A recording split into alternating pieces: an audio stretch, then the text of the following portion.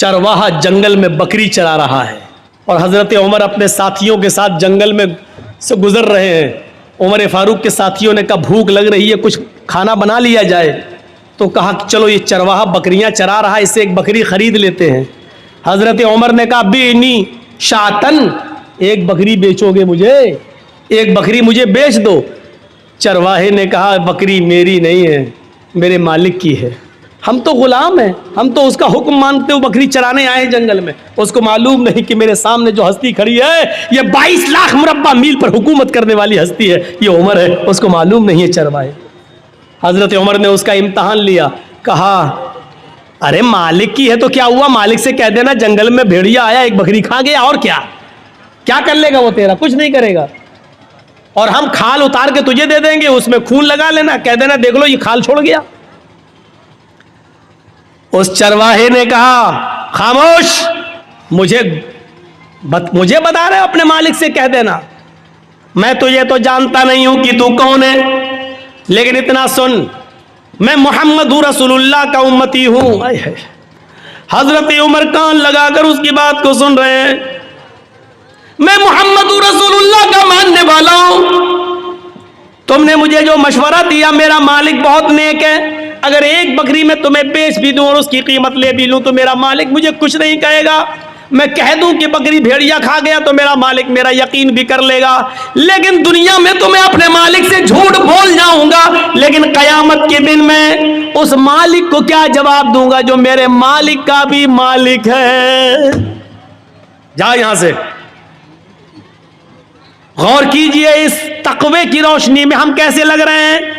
लाल बथानी के लोगों ईमानदारी के साथ बताना, इस चरवाहे के तकवे की रोशनी में हम कैसे लग रहे हैं। हम अपने गरीबान में बटन खोल कर जरा झांके तो हम कितने % मुसलमान नजर आ रहे हैं। इस वाकई की रोशनी में जरा अपने जमीर को झंझोड़ कर देखें कि हम कहां खड़े हैं। हम अपने आप को मुसलमान कहलाने के लायक हैं भी या नहीं है, जरा गौर करके देखें। हम अपने जमीर से जरा पूछें, अपने जमीर से जरा सवाल करें, अपने दिल से जरा पूछें। मैं ये नहीं कह रहा हूं हम मौलवी भी गुनाहगार हैं, हम लोग भी गुनाहगार हैं, मौलवी भी इंसान होता है, फरिश्ता नहीं होता है। गलती आपकी नजरिए की है, आपने मौलवियों को फरिश्तों की नजर से देखना शुरू कर दिया है, आपने मौलवी को फरिश्ते की नजर से देखना शुरू कर दिया है। नहीं नहीं, मौलवी फरिश्ता नहीं होता है, वो भी गलती कर सकता है, वो भी खता कर सकता है, उससे भी गलती और खता होती है, इंसान है हम। जब अल्लाह के नबी कह रहे हैं कि मैंने मारने के लिए मिसवाक उठाई लेकिन मुझे डर लग गया, मैं यहां कांप गया, क्या मोहम्मद सल्लल्लाहु अलैहि वसल्लम उस लड़की को, उस खादिमा को जो मारने जा रहे हो, कहीं ऐसा तो नहीं उसकी गलती से ज्यादा तुम्हारी सजा हो जाए दी हुई।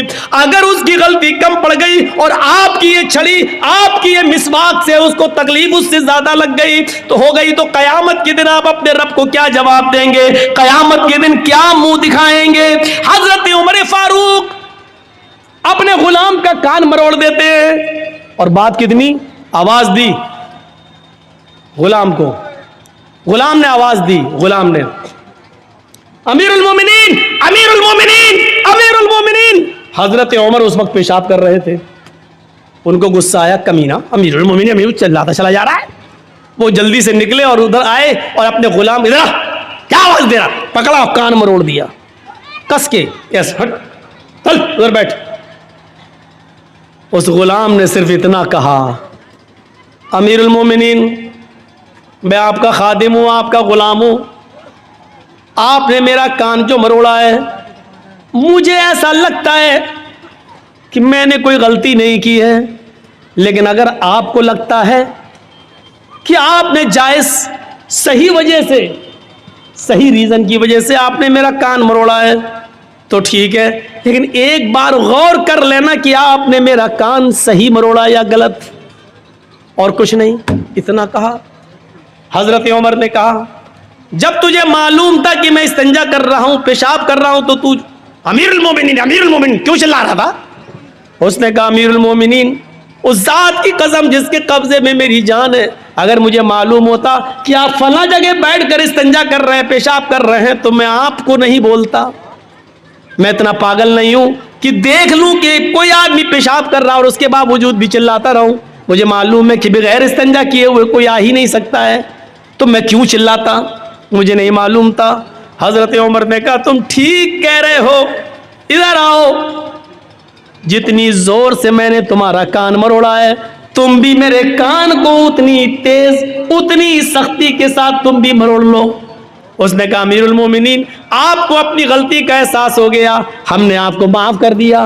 حضرت عمر کہتے نہیں, اب تو میں اس کان کو مروڑ کر اپنا بدلہ لینا ہوگا. اس نے کہا میں نے معاف کر دیا.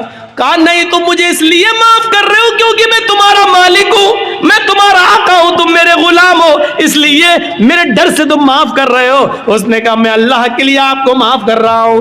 کہا نہیں نہیں میں انتقام دوں گا, تم اپنا بدلہ لے لو. جب حضرت عمر نے ضد کی تو اس نے کان مروڑ دیا. حضرت عمر کو معلوم تھا کہ میں نے اس کا کان کتنی تیز مروڑا. کہا اور تیز, اور تیز. نہیں ابھی بھی تم رعایت کر رہے ہو, اور تیز. جب حضرت عمر کو لگا کہ ہاں اتنا تیز میں نے اس کا کان اینٹھا ہوگا, تو حضرت عمر فاروق کان کو اینٹواتے جا رہے ہیں اور کہتے جا رہے ہیں اے عمر دیکھ لے تیری اوقات کیا ہے, اے عمر دیکھ لے تیری اوقات کیا ہے, تیری حیثیت کیا ہے. ایک معمولی غلام تیرا کان مروڑ رہا ہے اور تو اپنے آپ کو امیر المومنین سمجھ رہا ہے, اپنے آپ کو حاکم سمجھ رہا ہے, اپنے آپ کو امیر المومنین تصور کر رہا ہے. اس طریقے سے جملے کہہ کر اپنے تکبر کو ختم کرتے تھے کہ تکبر ہمارے اندر نہ آ جائے. ایک معمولی غلام تمہارا کان پکڑ کے اینٹ رہا ہے اور تم اپنے آپ کو امیر المومنین سمجھ رہے ہو. یہ اسلام کی تعلیم کا, تعلیمات کے اثرات تھے جو صحابہ کرام کی زندگی پر مرتب ہوئے. میرے بھائیوں ایک ہلکا سا کان مروڑ دیا تو اس کا بھی بدلہ دے رہے ہیں. ہم نے کتنے لوگوں پر ظلم کیے ہیں, کبھی ان کی امانتوں کو واپس کرنے کی کوشش کی ہے, کبھی آپ نے معافی مانگنے کی کوشش کی ہے. یاد رکھنا مولانا جرجیس 15-16 سال کے بعد اس لال بتھانی میں آئے ہیں. 16 سال کے بعد ہم جو آئے ہیں آپ کی اس بستی میں, 15 سال کے بعد, 15 سال کے بعد, 15 سال پہلے جنہوں نے میرا پروگرام سنا تھا اور 15 سال کے بعد آج جو پروگرام سن رہے ہیں میرا, یہ 15 سال کی جرجیس کی زندگی چیخ چیخ کر یہ کہہ رہی ہے کہ آئے جرجیس تو اپنی زندگی کے 15 سال کم کر چکا ہے. اللہ نے تیری زندگی میں جتنے دن لکھے تھے اب ان دنوں میں تو 15 سال کم کر چکا ہے. جن لوگوں نے 15 سال کے بعد آج میری تقریر سن رہے ہیں ان کی زندگی چیخ چیخ کر کہہ رہی ہے کہ وہ بھی اپنی زندگی کے 15 سال کم کر چکے ہیں. تمہاری اور میری زندگی چیخ چیخ کر کہہ رہی ہے کہ جرجیس اور اے لال بتھانی والوں تم 15 سال اپنی قبر کے قریب ہو چکے ہو, تم اپنے اصلی منزل قبر کے قریب جا چکے ہو. اب تمہارے اور قبر کے درمیان زیادہ فاصلہ نہیں, اس دوری میں 15 سال کی کمی ہو چکی ہے. نہیں, اس سے بھی بڑھ کر ایک اور بات, 2 ہی ٹھکانے ہیں ہمارے اور آپ کے, یا تو ہم اور آپ جنت میں جائیں گے یا جہنم میں, بس تیسرا کوئی ٹھکانہ نہیں. کسی سے بھی پوچھ لو تیسرا کوئی ٹھکانہ ہے نہیں, ایک ہی 2 ہی ٹھکانے, جنت یا جہنم. ہم اور آپ یا تو جنتی یا جہنمی. اللہ کے ہاں حساب و کتاب پورے اترے جنتی, ناکام ہو گئے تو جہنمی. میں اب ایک بات اور کہہ رہا ہوں, 15 سال کی یہ زندگی چیخ چیخ کر کہہ رہی ہے لال بتھانی والوں تمہاری بھی اور جرجیس میری بھی کہ تم جنت یا جہنم کے اور اتنے قریب ہو چکے ہو کہ 15 سال کا عرصہ کم ہو چکا ہے. تم یا تو اپنی جنت کے قریب ہو یا اپنی جہنم کے. جنت کے آثار تو دکھائی نہیں دے رہے ہیں, جہنم کے آثار تو بالکل ظاہر نظر آ رہے ہیں.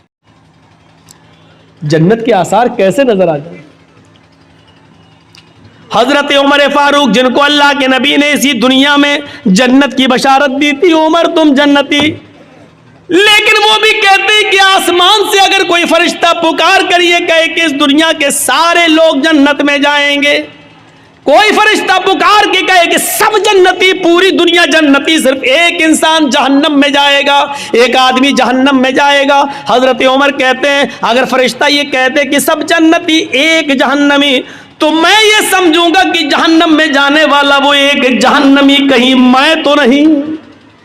یہ عمر فاروق کا حال ہے. پھر ہم اور آپ کیسے سو جاتے ہیں اپنے بستر پر یہ سوچ کر کہ ہم تو جنت میں جائیں گے, ہم جنتی ہیں. ہم نے کیسے یہ تصور کر لیا کہ ہم مریں گے تو ہم جنت کے اندر جائیں گے؟ یہ تصور ہمارے دل و دماغ میں آ کیسے گیا؟ اور جب یہ یقین نہیں ہے کہ ہم جنت میں جائیں گے یا جہنم میں, پھر ہمیں ہنسی کیسے آ جاتی ہے, ہمارے چہرے پہ مسکراہٹ کیسے آ جاتی ہے, ہم ایک دوسرے سے ہنس اور مذاق, ہنسی کا کھیل کیسے کھیل لیتے ہیں اور مذاق کیسے کر لیتے ہیں؟ اللہ کے نبی جب جہنم کا دورہ کر کے آئے, معراج سے واپس آئے, جنت و جہنم دیکھ کر آئے, اس دنیا میں آئے تو فرماتے ہیں لو تعلمون ما اعلم لذهبتم قليلا ولبقيتم كثيرا. لوگوں, میں نے جہنم کے جو عذاب کا منظر دیکھا ہے, اگر میں تمہیں بتا دوں, اگر تم جان جاؤ جہنم میں کیا کیا عذاب ہے, جو میں دیکھ کر آیا ہوں, جو میں جانتا ہوں جہنم کے بارے میں, اگر وہ تمہیں معلوم ہو جائے لَضَحِكْتُمْ قَلِيلًا وَلَبَكَيْتُمْ كَثِيرًا, تو زندگی بھر تم روتے روتے گزار دو گے, ہنسنا چھوڑ دو گے, ہنسنا بھول جاؤ گے, اور روتے روتے تمہاری زندگی گزر جائے گی, ہنسو گے کم اور رو گے زیادہ. یہ صورتحال ہے ہماری. ہمیں نیند کیسے آ رہی ہے, کیسے ہم آرام سے اپنے بستر پہ سو جاتے ہیں, اور کیسے ہماری ہمت ہو جاتی ہے ایک دوسرے کے اوپر ظلم کرنے کی. امام کائنات فرماتے ہیں اللہ کے نبی نے کہ تم اپنی زندگی میں ایک زمانہ ایسا بھی دیکھو گے قیامت سے پہلے, اور ایمانداری سے بتانا یہ ہے کہ نہیں, یصبح الرجل مومنا وَيُمْسِي كَافِرًا وَيُمْسِي مُؤْمِنًا وَيُصْبِحُ كَافِرًا يَبِيعُ دِينَهُ بِعِرَضٍ مِّنَ الدُّنْيَا. اب سنیے, تم ایک آدمی کو دیکھو گے, آج ایسا ہو رہا ہے, ارے یہ لوگ جو جا رہے ہیں یہ بڑے میاں کو جانے تو جلدی نکل لے, یہ سب شوگر کے مریض ہیں, بیٹھ جائیں گے پہلے پھر ڈسٹرب کریں گے اٹھنے کو, اور ابھی جس کو اٹھنا اٹھ جاؤ یار, بیچ میں اٹھتے تو تھوڑا ڈسٹرب ہوتا ہے ہمیں. صبح کو دیکھو گے کہ ایک آدمی مومن ہوگا, اٹھے گا, وضو بنائے گا, فجر کی نماز پڑھنے جائے گا, فجر کی نماز کے بعد قرآن کی تلاوت کرے گا. یصبح الرجل مومنا, تم دیکھو گے کہ ایک آدمی صبح ایمان کی حالت میں کرے گا. ایمانداری کے ساتھ بتائیے گا یہ زمانہ ہے کہ نہیں, آدمی صبح سویرے حالت ایمان میں اٹھے گا, صبح فجر میں وضو بنائے گا, نماز پڑھے گا, قرآن کی تلاوت کرے گا. یمسی کافرن, لیکن سورج ڈوبنے سے پہلے پہلے, شام ہونے سے پہلے پہلے وہ کافر ہو جائے گا. وَيُمْسِي مُؤْمِنًا يُصْبِحُ كَافِرًا, شام کو مغرب کی نماز پڑھے گا, قرآن پڑھے گا, عشاء کی نماز پڑھے گا, ایمان کی حالت میں رات گزارے گا, پوری رات ایمان کی حالت میں گزارے گا, دعا پڑھ کے سوئے گا, لیکن صبح اٹھے گا تو وہ کافر ہوگا. کیوں؟ یبیع دینہ بعرض من الدنیا, وہ دنیا کے چند سکے حاصل کرنے کے لیے, دنیا کے چند روپیوں کے لیے, دنیا کے چند ٹکڑوں کے لیے اپنے دین کو بیچ دے گا. ہم نے کتنے داڑھی والے دیکھے ہیں اور جرجیس ہم نے اپنی آنکھوں سے دیکھے ہیں, صبح آدمی نماز پڑھا ہے, روزہ بھی رکھا ہے, ہاں نفلی روزے سے بھی ہے, نماز بھی پڑھا ہے, ہاں اس کو کوئی ٹکٹ مل گیا ہے, سرپنچ کا ٹکٹ مل گیا ہے, مکھیا کا چناؤ لڑ رہا ہے, یا چیئرمینی کا یا ایم ایل اے کا ٹکٹ اس کو ملا ہے, مسلمان ہے, نام اس کا محمد سے شروع ہو رہا ہے, سب کچھ ہے, نماز پڑھتا ہے, قرآن کی تلاوت بھی کرتا ہے, فجر میں تو ایسے اٹھا, لیکن شام ہونے سے پہلے پہلے ہم نے دیکھا ہے کہ وہ غیر مسلموں کے ووٹ پانے کے لیے اپنے چہرے پر ٹیکا بھی لگا لیتا ہے, مندر میں بھی چلا جاتا ہے, اور مورتی کے اوپر وہ پھول اور مالا بھی چڑھا لیتا ہے. اللہ کے نبی فرماتے ہیں یبیع دینہ بعرض من الدنیا, صبح اٹھے گا تو مومن ہوگا, شام ہونے سے پہلے پہلے, سورج ڈوبنے سے پہلے پہلے کافر ہو جائے گا. وہ اپنے دین کو دنیا کے چند ٹکڑوں میں بیچ دے گا. دیکھ لو اپنے علاقوں میں، دیکھ لو آس پاس کے ایریوں میں، دیکھ لو ایسا منظر آپ ایک نہیں 50 جگہ مل جائے گا. اور لوگ کیا کہہ رہے صاحب ہندوستان میں رہنا تو کیا ہندو نیتا لوگ کیا رمضان کے مہینے میں ٹوپی نہیں لگاتے ہیں؟ تو آپ کیا چاہتے ہیں کہ وہ کر رہے ہیں تو ہم بھی وہی کریں؟ ہمارا ملک، ہمارا دیش اور ہمارے ملک کا قانون اپنے مذہب پر عمل کرنے کی ہمیں پوری اجازت دیتا ہے. ہاں دوسروں کے مذہب سے ہمیں نفرت نہیں ہونی چاہیے، لیکن آپ اس حد تک گر جائیں کہ حالت ایمان میں اٹھیں اور شام ہوتے ہوتے آپ اسی رنگ میں رنگ جائیں. صورتحال آپ دیکھ رہے ہیں. ذرا Mumbai high court, Maharashtra high court اور آپ اڑیسہ ہائی کورٹ وغیرہ کی کہ ریکارڈ اٹھا کے دیکھیں اور وہاں کی سرکاروں کے نیم اور قانون دیکھیں تو آپ کو پتا چلے گا کہ یہ کیا پلاننگ ہو رہی ہے. مہاراشٹر گورنمنٹ نے یہ قانون پاس کر دیا ہے کہ جتنے بھی کالجز اور یونیورسٹیز ہیں، میڈیکل وغیرہ ہیں، ان میں الپ سنکھیک میں سب سے زیادہ مسلمان ہی ہیں. عیسائی اور یہودی اور مسلمانوں سب الپ سنکھیک میں آتے ہیں، لیکن نشانہ ہمارے اوپر ہے. الپ سنکھیک لڑکیوں کو 50% ایڈمیشن دیا جائے. میں پوچھنا چاہتا ہوں کہ آپ کو ہم مسلمانوں کی لڑکیوں کی اتنی فکر کیوں ہو رہی ہے؟ 50% کا کوٹا چھوڑ دو، 10% کا کوٹا ہی ہمارے مسلمان لڑکوں کے لیے کیوں نہیں رکھ دیتے ہو؟ مسلمان لڑکوں کے لیے کوئی کوٹا نہیں.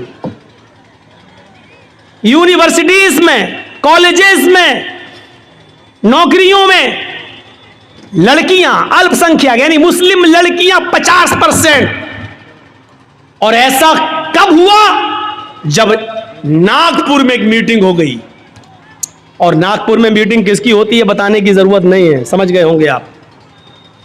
جب میٹنگ ہو گئی اور اس میٹنگ میں یہ طے کر دیا گیا کہ اب مسلمان لڑکیوں کو اسکولوں میں زیادہ سے زیادہ ایڈمٹ کرو اور غیر مسلم لڑکوں کو زیادہ سے زیادہ چھوٹ دے دو، اور وہ لڑکے ان لڑکیوں کے ساتھ دوستی کریں اور دوستی پیار و محبت میں بدل جائے، اور پیار و محبت میں بدلنے کے بعد یہ دونوں لڑکا لڑکی کورٹ میرج کریں اور 2 بچے 3 بچے پیدا کرنے کے بعد ان لڑکیوں کو چھوڑ دیا جائے آوارہ، اور لڑکے جو پیدا ہوں بچے ان کو اپنے پاس رکھ لیا جائے اور لڑکیوں کو جو آئی ہیں ان کو دھکے دے کے بھگا دیا جائے.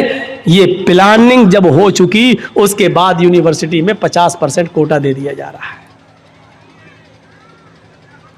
اور کچھ نہ عاقبت اندیش آج بھی مہاراشٹر کی سرزمین پر جو مسلم نیتا لوگ ہیں، مسلم لیڈر، گورنمنٹ بہت اچھا کام کر رہی ہے ہماری لڑکیوں کے لیے.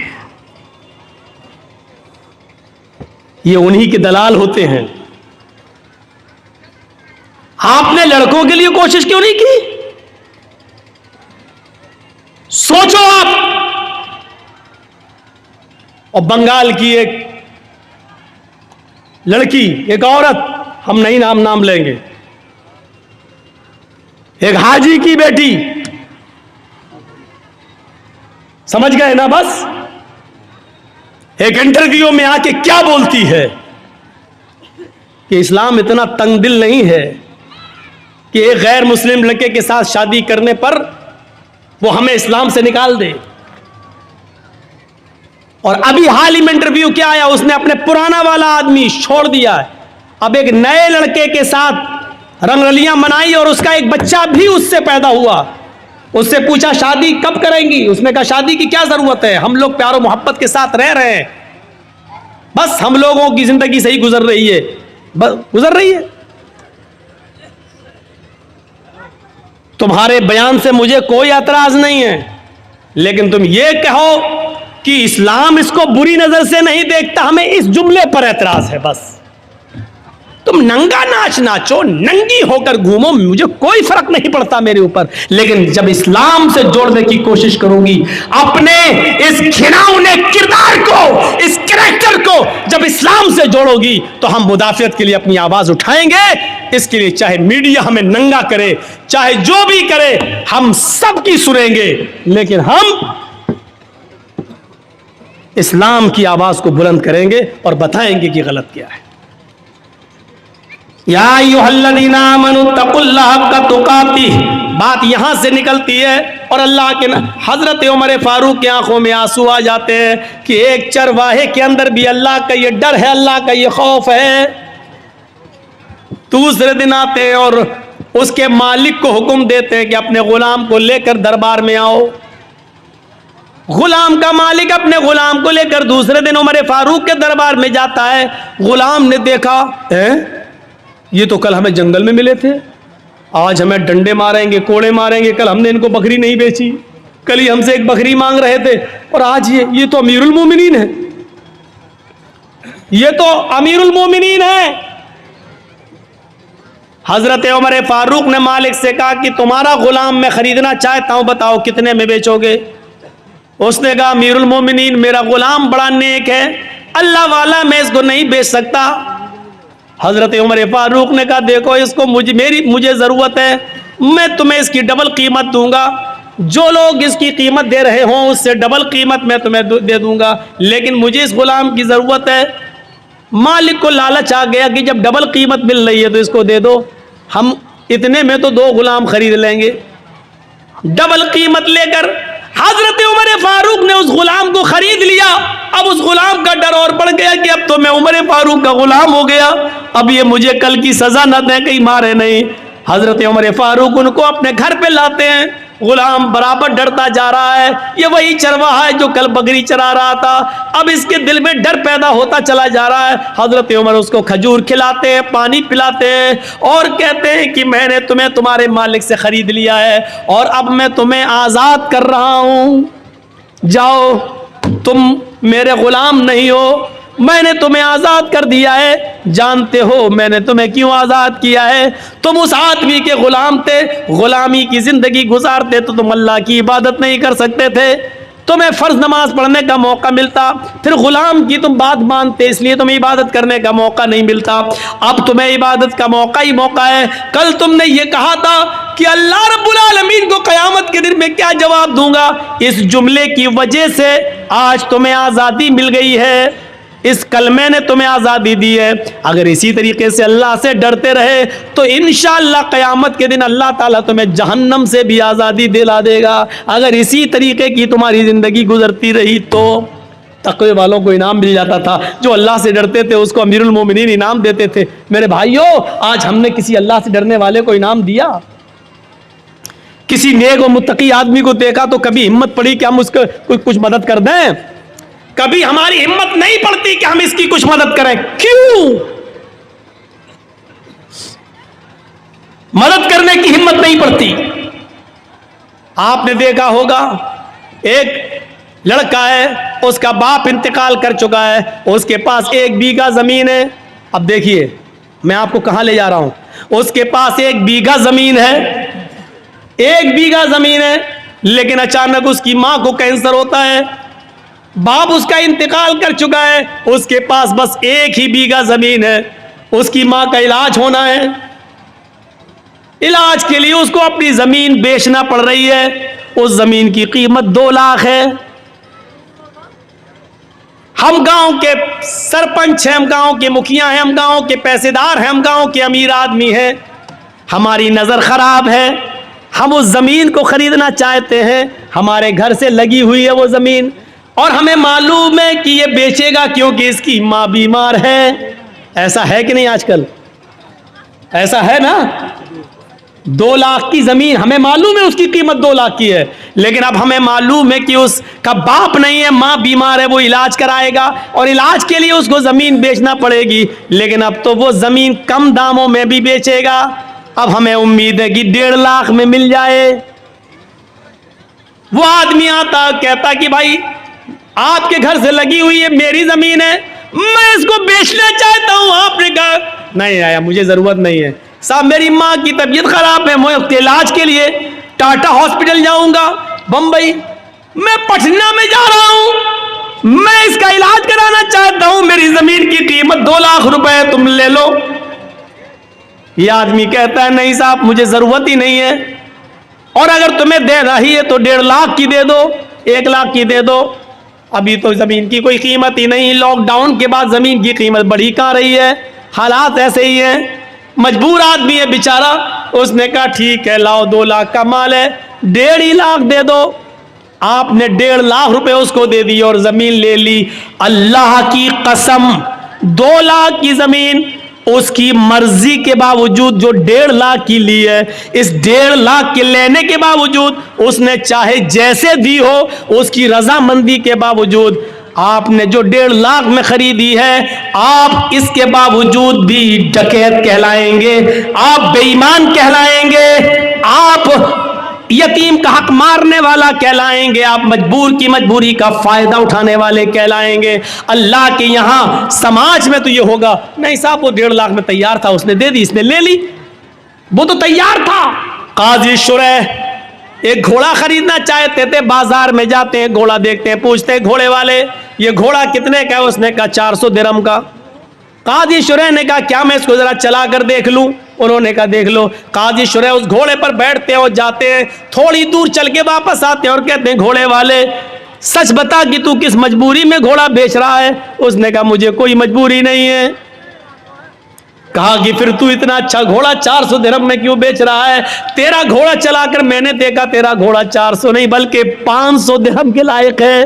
اس نے کہا قاضی صاحب آپ قاضی ہیں, حضرت علی نے آپ کو جج بنایا ہے, میرے قیمت 400 مانگی ہے, اگر آپ کو 500 درہم کا لگتا ہے تو 500 دے دیجئے, ورنہ میری طرف سے خوشی سے 400 ہیں, اگر آپ 500 دینا چاہیں تو مجھے کیا اعتراض ہوگا. قاضی شریح کہتے ہیں رکیے ایک مرتبہ اور چلا کر دیکھتا ہوں. اس گھوڑے کو انہوں نے دوبارہ چلایا اور آ کر کہتے ہیں آئے اللہ کے بندے سچ سچ بتا تجھے کیا مجبوری ہے. اس نے کہا مجھے کوئی مجبوری نہیں ہے. اس نے کہا مجھے کوئی مجبوری نہیں ہے. کہا پھر تو اتنا اچھا گھوڑا 500 درہم میں کیوں دے رہا ہے. اس نے کہا 500 میں نہیں 400 میں دے رہا ہوں, آپ 500 دینا چاہیں تو ٹھیک ہے. کہا نہیں یہ 500 سے بھی اوپر بلکہ 600 درہم کا گھوڑا ہے تیرا. اس نے کہا قاضی صاحب مجھے شرمندہ مت کیجئے, میری طرف سے 400 ہے, آپ مزید اگر اور دینا چاہیں تو میرے کچھ کام آ جائے گا, ورنہ میری طرف سے قیمت 400 ہے. قاضی شریح کہتے ہیں رک جاؤ ایک مرتبہ اور دیکھتا ہوں. ایک مرتبہ اور چکر لگاتے ہیں اور آ کر کہتے ہیں میرا دل اندر سے کہتا ہے کہ تو کسی مجبوری میں گھوڑا بیچ رہا ہے, تیرا گھوڑا 700 درہم کے لائق ہے, تو اس کو 400 میں کیوں دے رہا ہے. اس نے کہا میں کچھ نہیں کہوں گا. قاضی شریح کہتے ہیں کیا ایک چکر اور لگا لوں. ایک چکر اور لگا کر آتے ہیں اور اپنے جیب سے 800 درہم نکالتے ہیں اور کہتے ہیں کہ تیرا گھوڑا 400 نہیں 800 درہم کے لائق ہے. اس نے کہا قاضی صاحب مجھے صرف ضرورت 400 درہم کی ہے, 400 درہم کی ہے جو میرے بیٹے کے علاج میں کام آئے گی. قاضی شریح سمجھ گئے یہ مجبوری میں بیچارہ بیچ رہا تھا, اور قاضی شریح نے اس گھوڑے کی صحیح قیمت لگائی اور 800 درہم دیے. میرے بھائیوں کبھی آپ کو ایسا بھی ہوا ہے کہ ایک آدمی جس کی ماں بیمار ہے 2 لاکھ کی زمین وہ بیچ رہا ہے, کبھی آپ نے سوچا کہ چلو 2 کی جگہ 2.25 دے دو, چلو 2.5 دے دو, بیچارہ اپنی ماں کے علاج میں کام کر لے گا. ہماری زمین تو 5-6 سال میں اور قیمت بڑھی جائے گی, لیکن اس کا تو کم سے کم ماں کا علاج ہو جائے گا. کبھی 2 لاکھ کی زمین کو 2,25,000 میں لینے کی کوشش کی آپ نے, کبھی 2.5 لاکھ دینے کی کوشش کی آپ نے, نہیں 2 لاکھ کی زمین کو 1.5 لاکھ میں لینے والے تو ہزاروں مل جائیں گے. یہ خون چوسنے والے ظالم لوگ ہیں اور ظالموں کی داستانیں بھری پڑی ہے, ظالموں کی کہانیاں بھری پڑی ہے. میرے بھائیوں اللہ کے یہاں مجبور کی مجبوری کا فائدہ اٹھانے کا بھی آپ کو حساب دینا پڑے گا, آپ بچ نہیں سکتے اللہ کے یہاں اس عذاب سے. ہم نے کبھی تصور کیا ہے, کبھی سوچا ہے کسی مجبوری کا فائدہ اٹھاتے ہیں. آج یہ واقعات ہمیں چیخ چیخ کر کیا بتلا رہے ہیں. کبھی ان واقعات کی طرف ہم نے نظر ڈالی ہے, اور آؤ تاریخ کا ایک واقعہ میں آپ کے سامنے رکھنا چاہتا ہوں حضرت عمر فاروق کی زندگی سے کہ آپ تعجب کریں گے. حضرت عمر فاروق کا بچہ باہر سڑک پر کھیل رہا ہے دوسرے بچوں کے ساتھ. کتنا چھوٹا بچہ تھا, 4-5 سال. اور سامنے آفس ہے بیت المال, اور بیت المال کے ٹریزی کون ہے, خزانچی کون ہے, حضرت ابو موسیٰ اشعری رضی اللہ تعالیٰ عنہ. حضرت ابو موسیٰ اشعری, حضرت ابو موسیٰ اشعری باہر نکلتے ہیں بیت المال کے آفس سے, دیکھتے ہیں کہ کچھ بچے باہر کھیل رہے ہیں, اور وہ دکان سے کوئی چیز خرید کر کھا رہے ہیں, لیکن عمر فاروق کا بچہ کچھ نہیں کھا رہا ہے. باہر جب نکلتے ہیں تو 1 درہم پڑا ہے سڑک پر, 1 درہم پڑا ہوا ہے. 1 درہم 1 روپیہ, مان لو آج کے حساب سے 1 روپیہ. 1 درہم زمین پر پڑا, اس کو اٹھا لیا. یہ درہم کس کا ہوگا پتہ نہیں. وہ درہم حضرت عمر فاروق کے بیٹے کو دے دیا, لو بیٹا یہ لو, یہ بچے کوئی چیز کھا رہے تم بھی کھا لو. بچے نے 1 درہم کھایا نہیں ہے, وہ 1 درہم مٹھی میں باندھ لیتا ہے, مٹھی کو کس کے پکڑ لیتا ہے, اور وہ درہم لے کے آگے بڑھ جاتا ہے اور سیدھے اپنے گھر پہ آ جاتا ہے. وہ درہم لے کر سیدھے اپنے گھر پہ آ جاتا ہے. حضرت عمر فاروق کی نظر جب اس بچے کے اوپر پڑتی ہے, باپ کی نظر پہلی نظر میں پہچان گیا, 1 ہاتھ کھلا 1 ہاتھ بندھا. بیٹے یہ مٹھی کیوں بند ہے, کھولو. جیسی بچے نے مٹھی کھولی تو اس میں سے 1 درہم زمین کے اوپر گر گیا. حضرت عمر فاروق نے وہ 1 درہم اٹھایا, اور اٹھانے کے بعد کہا میرے بیٹے سچ بتاؤ یہ 1 درہم تمہارے پاس کہاں سے آیا. بیوی سے پوچھا کہ تم نے دیا, کہا نہیں میں نے نہیں دیا. کہا میں نے بھی نہیں دیا. بیٹا کہاں سے آیا؟ کہا بیت المال کے باہر میں کھیل رہا تھا, ابو موسیٰ اشعری کو زمین پر پڑا ہوا ملا چاچا کو, اور ابو موسیٰ اشعری چاچا نے یہ 1 درہم اٹھا کر زمین سے مجھے دے دیا کہ اور بچے چیزیں کھا رہے ہیں تم بھی بیٹا کچھ کھا لو. میں نے کھایا نہیں ہے. اے ابو گھر میں 1-2 دن سے چولہا نہیں چلا تو میں نے سوچا کہ 1 درہم میرے گھر میں کام آ جائے گا. حضرت عمر فاروق کہتے ہیں بیٹے تم نے بہت اچھا کیا, یہ درہم لے کر تم گھر آ گئے. پھر وہ 1 درہم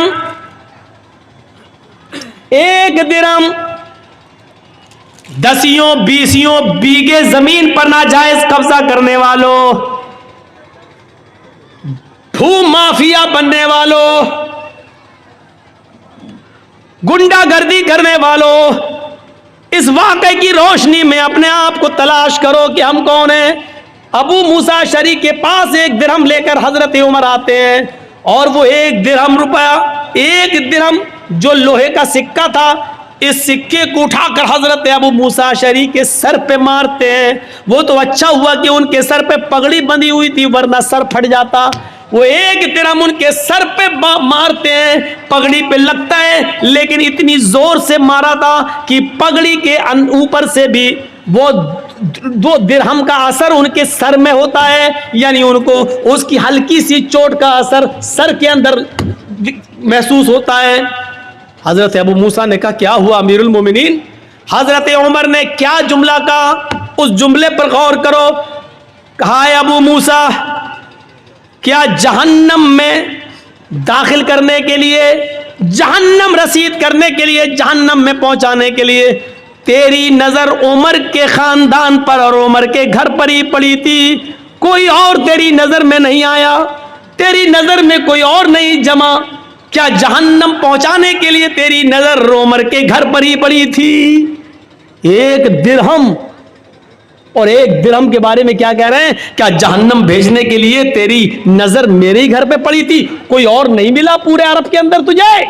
کہا کیا ہوا؟ یہ 1 درہم کا زمین پر پڑا تھا, سارے بچے کھا رہے تھے, آپ کا بچہ منہ تک رہا تھا, میں نے 1 درہم آپ کے بچے کو دے دیا, وہ کچھ کھا لے. کہا 1 درہم جب مل گیا تھا تو تم نے فرمان نہیں سنا, اس 1 درہم کو بیت المال میں جمع کر دیتے, یہ تمام مسلمانوں کی امانت ہے. اگر کوئی پوچھتا दावा करता तो उसको दे दिया जाता, नहीं तो बैतुल माल में जमा कर दिया जाता। तुमने मेरे बेटे को क्यों दिया? आए अबू मूसा, आज तुमने ऐसा कर दिया, अगर आइंदा तुमने कभी ऐसा किया तो नौकरी से भी निकाल दूंगा, बैतुल माल के चौधराहर से मैं तुम्हें बेदखल कर दूंगा और सजा दूंगा तो अलग। क्या समझ रखा है तुमने? क्या हम इस वाक़े की रोशनी में कैसे लगते हैं? हमने तो कितने नाजायज लोगों को दबाया होगा और कितनों की बेईमानी की होगी, जमीन जायदाद ये वो सब। एक वाक़े की तरफ और आइए और उससे आप अंदाजा लगा सकते हैं। उमर इब्ने अब्दुल अजीज का दौर है, उमर इब्ने अब्दुल अजीज का दौर है और सुबह ईद होने वाली है। चांद हो चुका है, चांद हो चुका है, सुबह ईद होने वाली है। उमर इब्ने अब्दुल अजीज की बीवी कहती है, देखो आपके पास भी कपड़े नहीं है पहनने को, मेरे पास भी नहीं है, हम और आप तो पुराने कपड़े पहन लेंगे, लेकिन बच्चा नए कपड़े की जिद कर रहा, बच्चे के लिए तो नया कपड़ा होना चाहिए। पड़ोस के बच्चे नए कपड़ा पहनेंगे और अमीरुल मोमिनीन का बेटा पुराने कपड़े। कहा मेरी बीवी, बैतुल माल से मुझे इतनी तनख्वाह नहीं मिलती कि मैं उससे अपने बच्चे को नया कपड़ा पहना सकूं। बीवी ने कहा, अमीरुल मोमिनीन ने 1 महीने की तनख्वाह एडवांस ले लीजिए, अगले महीने मत लीजिएगा। कहा बीवी मशवरा अच्छा दे रही हो। होता है कभी कभी लोग किसी के यहाँ काम करते, साहब मेरी बीवी बीमार है, 1 महीने की एडवांस तनख्वाह दे दो, हम धीरे धीरे कटा देंगे, कोई बुरी बात नहीं है अगर मालिक राजी हो जाए तो। अबू मूसा उमर इब्ने अब्दुल अजीज ने एक लेटर लिखा और अपने खादिम से कहा, जाओ बैतुल माल के कैशियर से कहना ये लेटर दे देना, वो तुम्हें 1 महीने की तनख्वाह एडवांस दे देगा। अमीरुल मोमिनीन खुश थे, उमर इब्ने अब्दुल अजीज के 1 महीने की तनख्वाह एडवांस, और वो तो मेरा खादिम है, वो तो दे ही देगा, जब हमने ऑर्डर दे दिया, लिख के दे दिया तो वो दे देगा। जैसे ये लेटर कैशियर के हाथ में आता है, उसने पढ़ा खजांची ने, उसमें लिखा है कि कल ईद है, मेरे बच्चे के पास नए कपड़े नहीं है पहनने के लिए, लिहाजा मुझे 1 महीने की तनख्वाह एडवांस दे दो, अगले महीने मत देना, उस महीने के अंदर काट लेना। उस खजांची ने उस लेटर को पढ़ने के बाद अंदर जाकर उसी लेटर के पीछे कुछ लिख दिया और लिखने के बाद उसको लिफाफे में बंद करके क्या, जाओ इसको दे देना उमर इब्ने अब्दुल अजीज को। कहा उन्होंने 1 महीने की तनख्वाह एडवांस मंगाई, कहा मैंने इसका जवाब दे दिया है, इसका जवाब वो पढ़ लेंगे, उसके बाद आप आना, अगर इसके बावजूद वो मंगाएंगे, तनख्वाह मांगेंगे 1 महीने की, तो मैं दे दूंगा, मैंने उसमें कुछ सवाल किया है। खादिम लिफाफा लेकर उमर इब्ने अब्दुल अजीज के पास पहुंचता है। उमर इब्ने अब्दुल अजीज ने कहा, क्या उसने 1000, क्या उसने 1 महीने की तनख्वाह एडवांस नहीं दी? का पता नहीं, इस लिफाफे में कुछ रख दिया है। लिफाफा खोला तो क्या देखते हैं कि मेरे ही लिफाफे, मेरे ही लेटर के पीछे कुछ और लिखा है।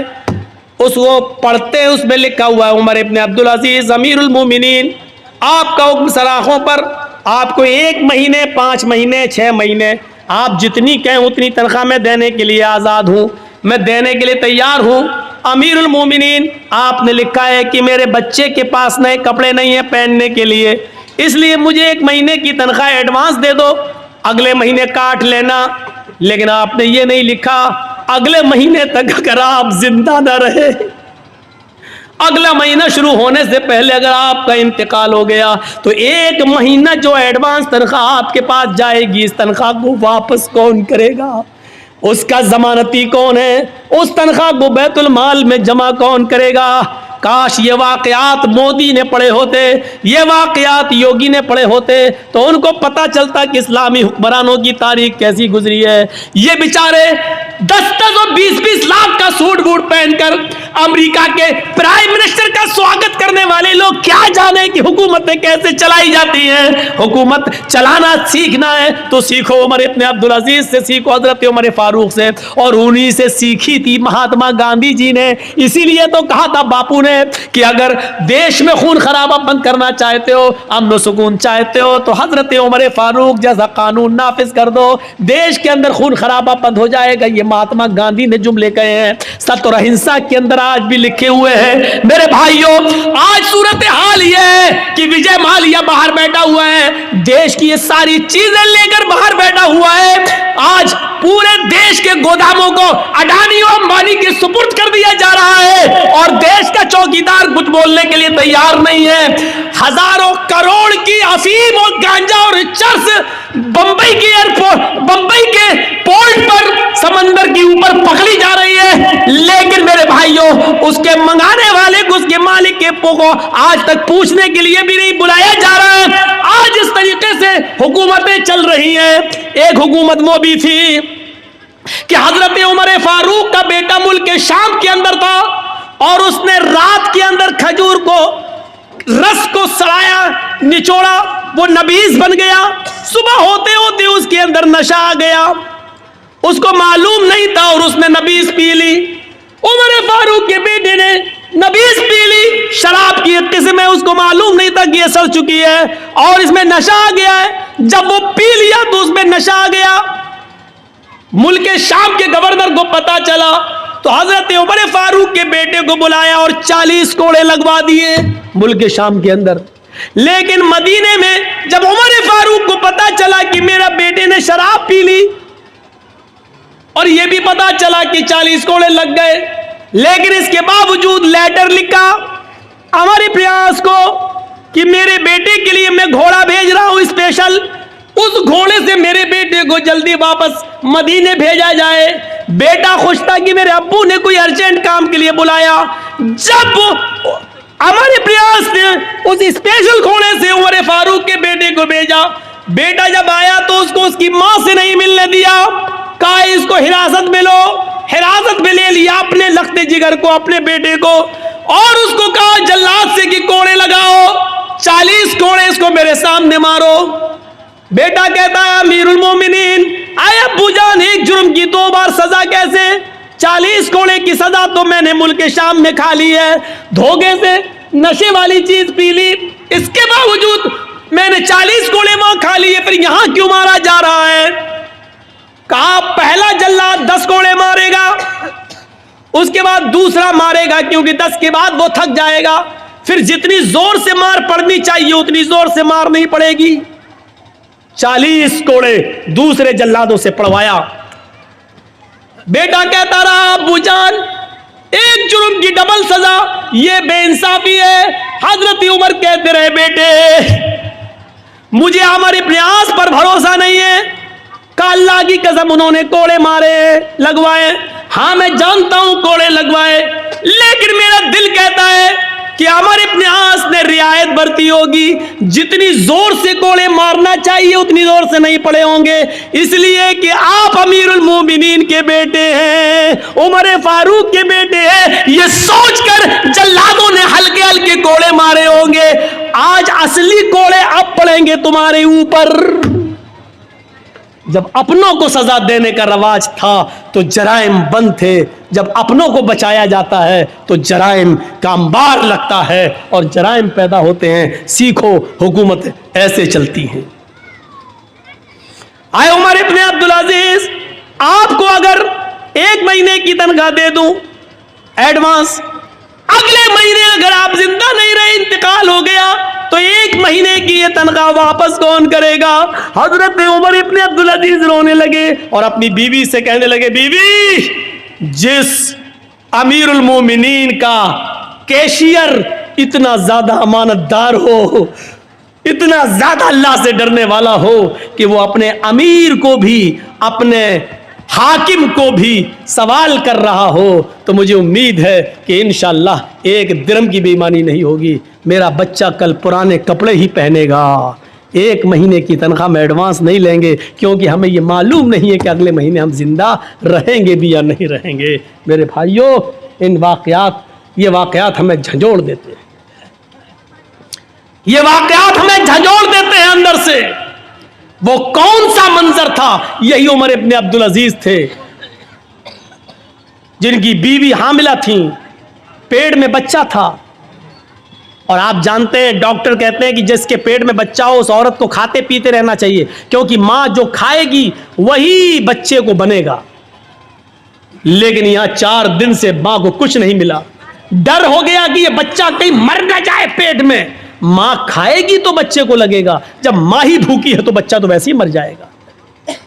उमर इब्न अब्दुल अजीज की बीवी कहती है अपनी खादिमा से, खादिमा, तुम्हारे मालिक तो मुझे कुछ देंगे नहीं, ऐसा करो बैतुल माल से में चली जाओ, और सुनो ये वाकया झंझोड़ देगा, बैतुल माल में चली जाओ, ایک پیالہ دودھ وہاں کے خزانچی سے کیشیئر سے لے آؤ, دیکھو اگر میں نے دودھ نہیں پیا, کچھ کھایا نہیں تو پیٹ کا بچہ مر جائے گا جو امانت ہے. رات کی تاریکی میں خادمہ نکلتی ہے اور بیت المال کے کیشیئر سے کہتی ہے, بیت المال کے خزانچی سے کہتی ہے کہ ایک پیالہ دودھ دے دو.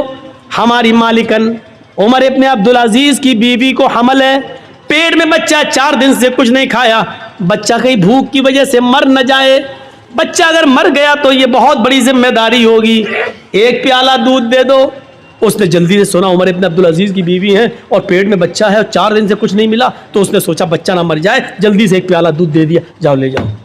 رات کا تقریباً یہی ٹائم ہوگا 2:30. عمر ابن عبدالعزیز اٹھ چکے تھے, کنویں کے پاس بیٹھ کر وضو بنا رہے تھے. انہوں نے دروازہ کھلتے ہوئے دیکھا. تھوڑی دیر کے بعد دیکھتے ہیں کہ ایک عورت ہماری خادمہ چادر میں کچھ چھپائے ہوئے چلی آ رہی ہے. عمر ابن عبدالعزیز نے دیکھا کہ وہ میری بیوی کے کمرے میں چلی گئی. یہ پیچھے سے کمرے میں جاتے ہیں تو کہتے ہیں کہ تم کون؟ کہ میں آپ کی خادمہ. کیا دے رہی ہو میری بیوی کو؟ کیا دیکھتے ہیں کہ میری بیوی کے ہاتھ میں دودھ کا پیالہ ہے.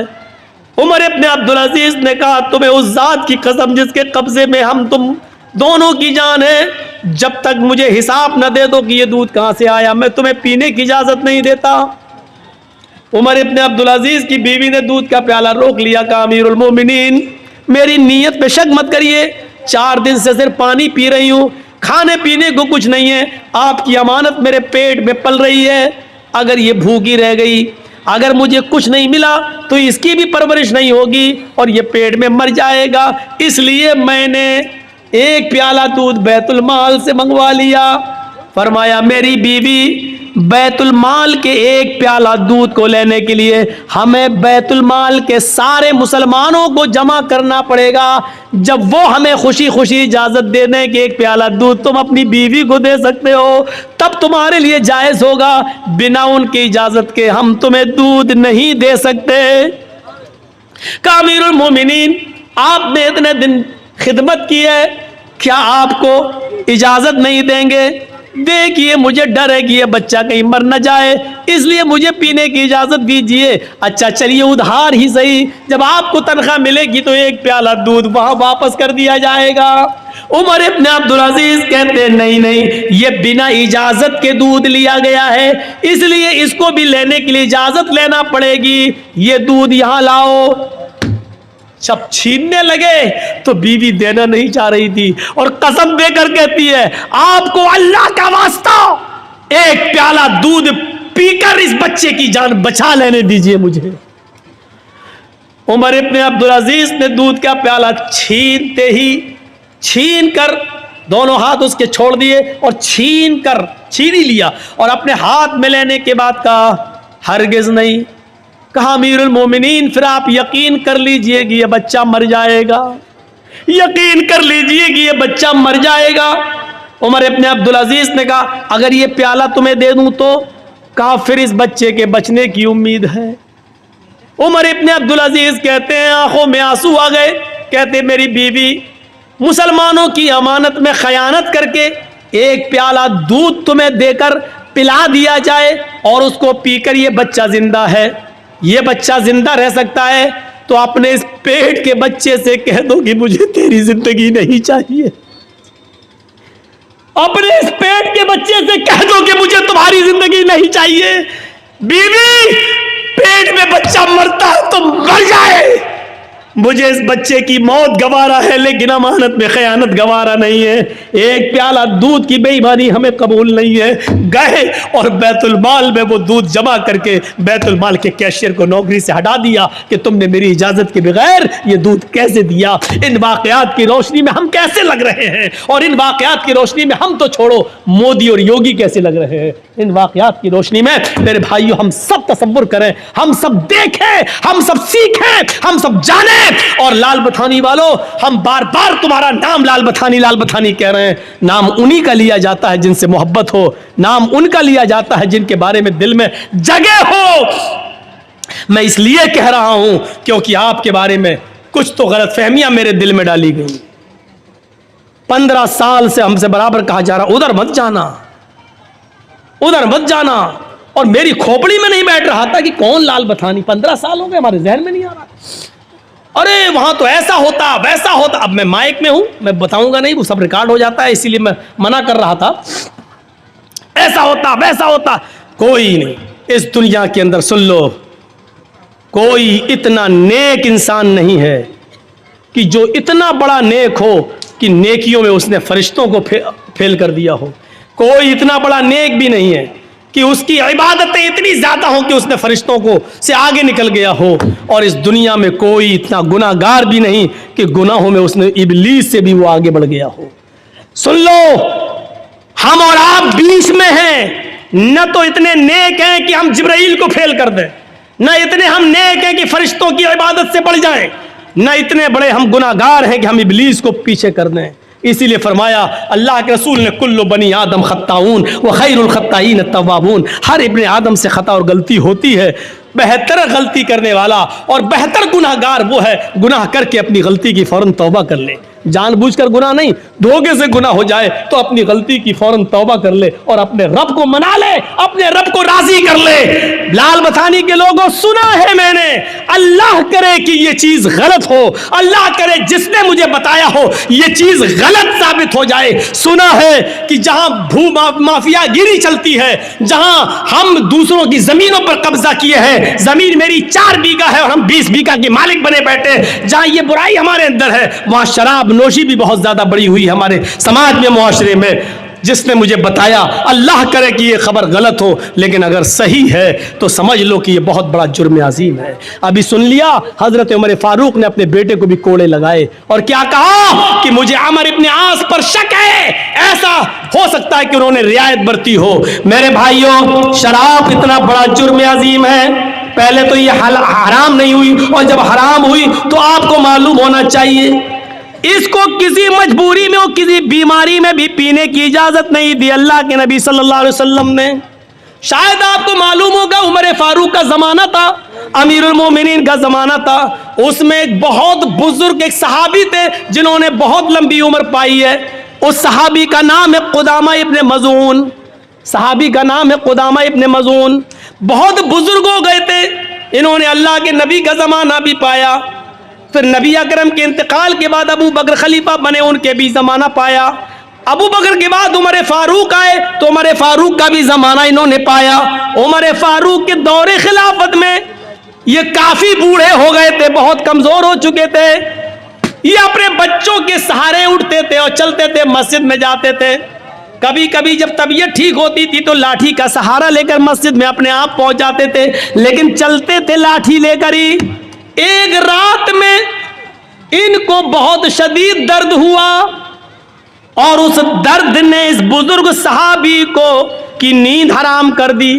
کروٹ تک بدلنے میں بے چینی ہو رہی تھی, درد سے کراہ رہے تھے. لیکن سوال یہ کہ رات میں طبیب کون ملے گا, حکیم کون ملے, نہیں تھا. تو گھر میں پرانے زمانے کی ایک شراب کی بوتل رکھی ہوئی تھی. کسی نے کہا, قدامہ ابن مظعون سے, گھر میں کسی فرد نے کہا کہ ایک کام کریے ابو, یہ تھوڑی سی شراب آدھی بوتل پی لیجئے, اتنی پی لیجئے کہ آپ کو نیند آ جائے. ہوتا ہی ہے, آدمی جب درد سے کراتا ہے تو ڈاکٹر ٹیبلٹ دے دیتا ہے, نیند کی گولی دے دیتا ہے, وہ آپ کھا لیجئے سو جائیں گے. یاد رکھنا, نیند کی گولی کھانا اور شراب پینا دونوں ایک درجے میں داخل ہے. لیکن ڈاکٹر جب نیند کی گولی تجویز کر دے تو جتنے پاور کی لکھے گا اتنے پاور کی دوا آپ استعمال کر سکتے ہیں بطور دوا کے. شریعت اس بات کی اجازت دیتی ہے. ڈاکٹر نے لکھا ہے ہلکے پاور کی 0.25 اور ہم کھا رہے ہیں 0.5 یعنی ڈبل پاور کی, تو آپ یہ شراب پی رہے ہیں, یہ جرم ہے, پھر آپ کا, پھر گناہ گار ہیں آپ. ڈاکٹر اگر آپ کو لکھ رہا ہے 54 بھر کی اور آپ کھا رہے ہیں 98 بھر کی, تو اس کا مطلب یہ ہے کہ آپ شراب پی رہے ہیں. ڈاکٹر کے مشورے کے مطابق, ڈاکٹر وہ بھی MBBS MD ڈاکٹر جو دواؤں میں ماہر, جھولا چھاپ نہیں جو سائیکل لے کے دوڑتے رہتے ہیں اور خود مریض ڈھونڈتے ہیں, ان کا یہ نہیں, ان کو تو خود ہی نہیں معلوم ہوتے کہ کون سے پاور کی دوا استعمال کی جائے. تو قدامہ ابن مظعون کو کسی نے کہا کہ آپ شراب پی لیجئے, اتنی پی لیجئے کہ آپ کو نیند آ جائے, کیونکہ مجبوری ہے, آپ درد سے کراہ رہے ہیں, آپ کم سے کم آرام سے سو جائیں گے. قدامہ ابن مظعون نے سوچا کہ ہاں چلو مجبوری ہے, درد کی وجہ سے, ہم کوئی شرابی تھوڑی ہیں, حرام ہو چکی ہے, لیکن درد ہو رہا ہے تو بطور دوا کے ہم اس کو استعمال کر لیتے ہیں. تو قدامہ ابن مظعون نے بڑھاپے میں تھوڑی سی شراب پی لی, اتنی پی لی کہ ان کو نیند آ گئی.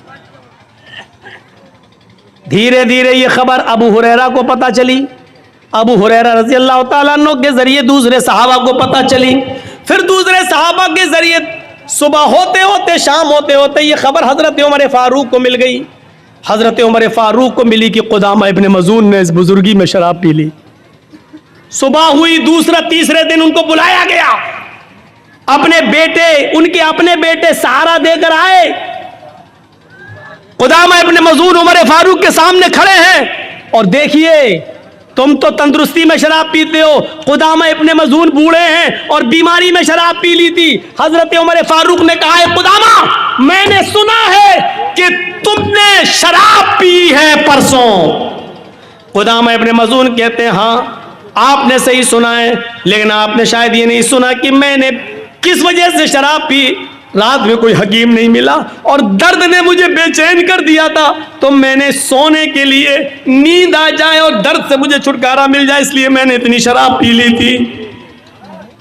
حضرت عمر فاروق نے ایک میٹنگ بلائی اور کہا تم لوگ بہت سے صحابہ اللہ کے نبی کے زمانے میں بھی موجود تھے, آج مجھے یہ بتاؤ کیا اللہ کے رسول نے کبھی کسی صحابی کو مجبوری میں بھی, کسی بیماری میں بھی شراب پینے کی اجازت دی ہے؟ اگر ایک واقعہ مجھے مل جائے کہ بیماری میں کسی کو شراب پلائی ہو تو میں قدامہ ابن مظعون کو چھوڑ دوں گا. لیکن کسی بھی صحابی نے جواب نہیں دیا, سب نے کہا کہ مجبوری میں بھی اور بیماری میں بھی اللہ کے نبی نے کسی کو شراب پینے کی اجازت نہیں دی. کہا قدامہ تمہیں سزا ملے گی اور 40 کوڑے تمہیں پڑیں گے. قدامہ ابن مظعون تیار ہو گئے, ٹھیک ہے پھر ماریے. بڑھاپے میں جو آدمی خود کھڑا ہونے کے لائق نہ ہو, ان کے بیٹے ان کو کھڑا کر دیتے ہیں. ابو ہریرہ اور دوسرے صحابہ کہتے ہیں امیر المومنین, ایک بزرگ آدمی کو, ایک بوڑھے آدمی کو جو اپنے پیروں کے بل خود کھڑا ہونے کے لائق نہیں ہے, ایسے آدمی کو آپ سزا کیسے دے سکتے ہیں؟ ان کو معلوم نہیں تھا مجبوری میں پی ہے.